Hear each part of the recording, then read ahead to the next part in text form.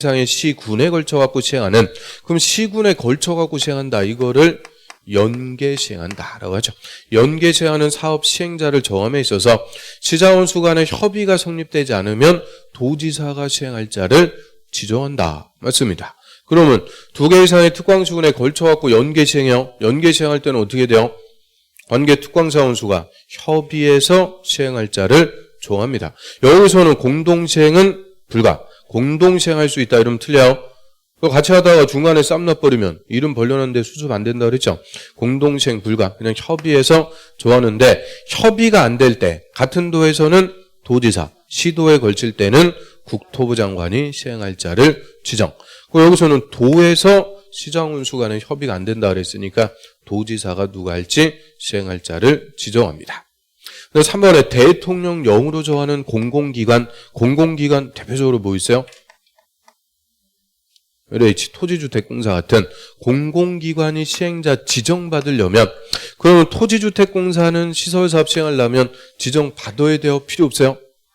지정받아야죠. 토지주택공사도 공기업, 행정청 아니니까 지정받아야 되는데, 사유토지, 국공유지는 제외니까 사유토지, 면적 3분의 2 이상 토지 소유자 동의받아야 된다.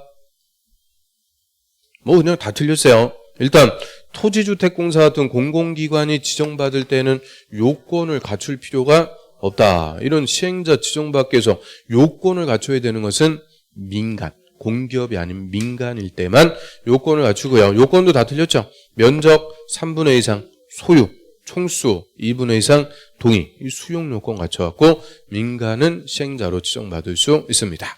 그래서 토지주택공사 같은 공공기관은 지정은 받는데 민간은 아니니까 요건을 갖출 필요는 없더라. 그 다음 4번.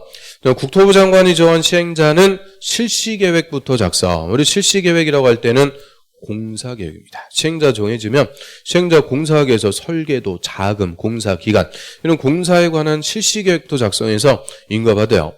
그럼 실시계획의 인가는 또 누구한테 와서 받아요? 실시계획부터는 결정권자. 한 페이지 넘겨보시면 실시계획의 인가권자는 이꼴 결정권자. 그래서 실시계획부터는 결정권자한테 와서 인가받고요.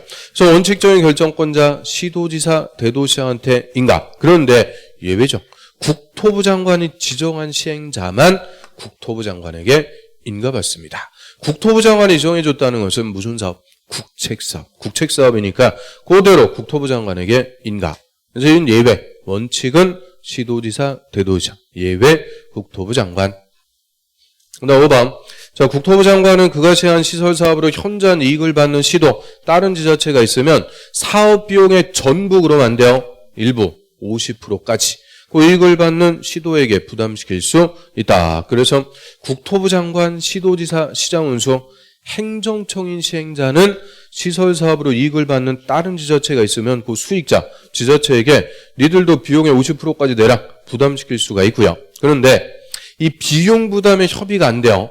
이때는 도에서는 도지사가 정해주는데 시도에 걸치면 행정안전부 장관이 정해주게 되죠. 그래서 이거 달라요. 시행자 지정할 때 협의가 안 되면 국토부 장관이 정해주는데, 그런데 비용 부담에 협의가 안 될 때는 국토부 장관이 아니고 행안부 장관이 결정.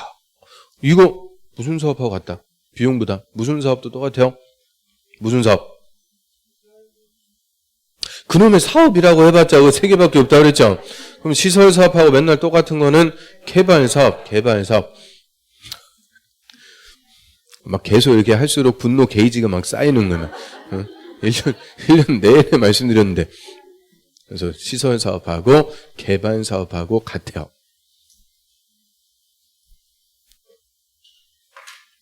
그다음 9번.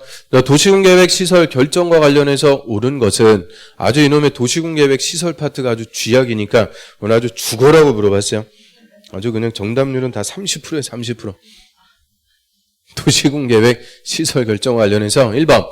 국공유지로서 국가나 지자체가 소유하는 토지로서 시설 사업에 필요한 토지는 매각하거나 양도할 수 있다가 아니고 없다. 그럼 시설 부지 안에 시설 사업에 필요한 국공유지는 국가나 지자체도 못 파는 거예요. 처분 제한. 그 이 규정에 위반해서 처분해봤자 무효입니다. 위법 무효. 그래서 시설 사업에 필요한 국공유지는 무조건 시설 사업에 써라. 국토법에서 강제. 국가나 지자체도 못 팔게 합니다. 그래서 이번 시설 결정호실부터 5년 내가 아니고 10년 내 시설 사업이 시행되지 않으면 시설 부지에서 온리 지목이 대인 토지 소유자만 내 땅을 사주세요. 매수 청구라는 것을 할 수가 있고요. 자, 매수 청구는 원칙 누구한테 하세요? 원칙 특, 광, 시장, 군수. 원칙적인 시행자 특광시장 운수에게 매수 청구할 수가 있죠. 3번 지자체자. 여기서 지자체장도 특광시장 군수는 지방의회로부터 장기 미집행설 해제 권고를 받으면 1년 내 해제 결정해야 된다. 맞습니다. 그래서 우리 10년 내 사업 안 하고 있다. 이걸 장기 미집행 시설 부지. 장기 미집행 시설 부지에서는 효과가 3개가 발생하게 돼요. 첫 번째, 대인 토지 소유자가 매수 청구할 수 있다. 이게 뭐 제일 잘 물어본 논점이죠. 그리고 특광시장운수는 10년 내 사업 안 하고 있으면 의무적으로 지방의회 보고해야 돼요. 그리고 보고를 받은 지방의회가 해제하세요 권고하면 1년 내 의무적으로 해제 결정해서 풀어주도록 합니다. 그리고 10년 내 사업 안 하고 있는데 실효될 때까지 집행계획이 없어요. 그러면 사업할 거 아니니까 토지 소유자가 해제해달라고 이반을 신청할 수 있습니다. 해제 이반 신청. 그래서 10년 내 사업 안 하고 있으면 크게 이렇게 3가지의 효과가 구체적으로 발생하죠. 자, 오늘 54페이지 가볼까요? 56페이지. 장기 미집행 시설에서 효과, 그 맨 밑에 시설 부지 매수 청구. 뭐 화려하게 그거 맨날 물어보고요. 또 한 페이지 넘겨보세요.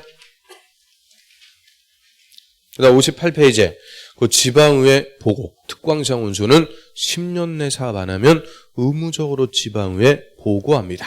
그럼 보고를 받은 지방의회가 해제 권고하면은 밑에 1년 내 해제 결정해야 된다. 의무. 또 옆 페이지, 바로 3번. 동그라미 1번에 시설결정호실부터 10년 내 사업 안 하고 있는데 실효될 때까지 집행계획이 없다. 이 말은 실효될 때까지 사업 안 한다. 그죠? 이때는 토지 소유자가 해제해달라고 이반을 신청할 수가 있고요. 그래서 4번도 틀렸어요. 토지 소유자는 실효될 때까지 집행계획이 없으면 해제해달라고 이반을 신청할 수 있습니다. 그다음 5번. 시설결정호실부터 10년 내 공시법에 재결 신청 안 하면 10년이 지난 날의 다음 날 시설결정은 효력을 잃는다. 실효가 된다. 다 틀렸어요. 그래서 시설결정이 실효가 되는 것은 20년 내 사업을 시행 안 하면 다음 날로 실효. 20년 내 사업 안 하면 다음 날 시설결정이 실효가 되고요. 그러면 재결 신청하지 않는 경우 이거 어디서 비슷하게 본 기억이 없어요? 자, 51페이지 가볼까요? 51페이지. 자, 요게 올해 신설된 내용이죠. 올해 신설된 내용.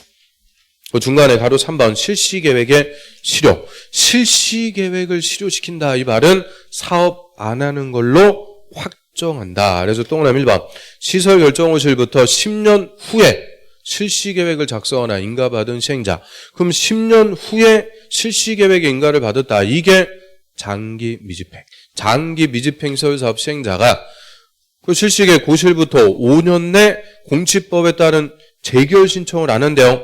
재결 신청 안 한다. 이 말은 수용 안 한다. 그죠? 그래서 5년 내 재결 신청 안 하면 사업 안 하는 거니까 5년이 되는 날의 다음 날 실시계획이 실효가 됩니다. 그래서 10년 후에 실시계획 인가받은 시행자가 5년 내 재결 신청 안 하면 실시계획을 다음 날 실효시켜갖고 사업 안 하는 걸로 확정.